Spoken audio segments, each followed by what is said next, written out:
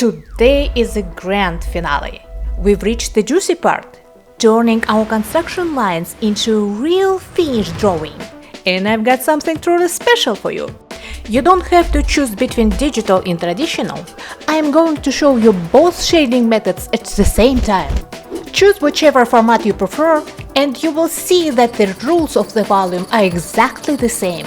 But that's not all.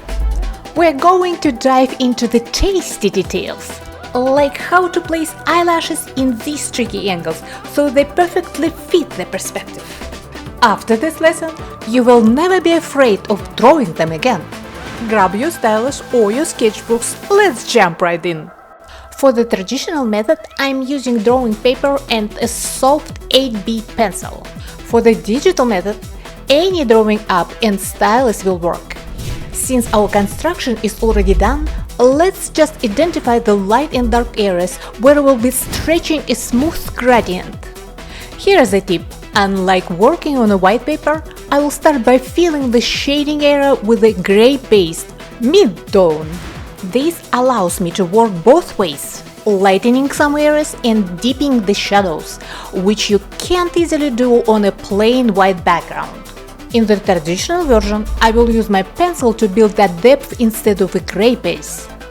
Pencils have amazing versatility that digital tools often lack. You can create thin or thick strokes that are either light or dark just by adjusting your pressure. From here on, I'm following the same process for both methods, working in layers. First a light base, then building up the darker values.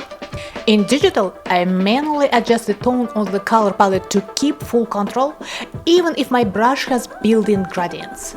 I try to keep my strokes following the form.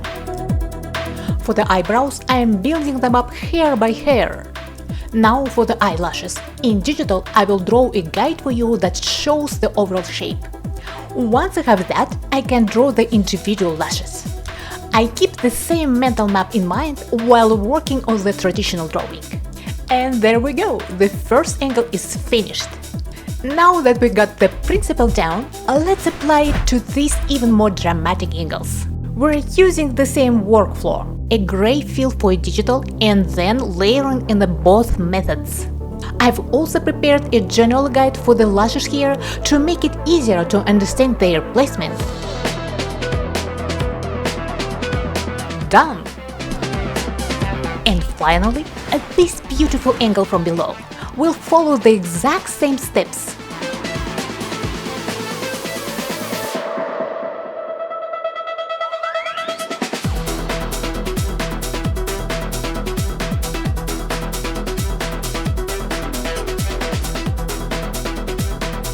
Done! And that wraps up our mini-series. I really hope that drawing eyes at these angles is no longer a scary task for you, but an exciting exercise instead. Let me know in the comments which result you like more, digital or traditional, and I'd love to see your work in our community tab. If you missed the first parts, the links are in the description.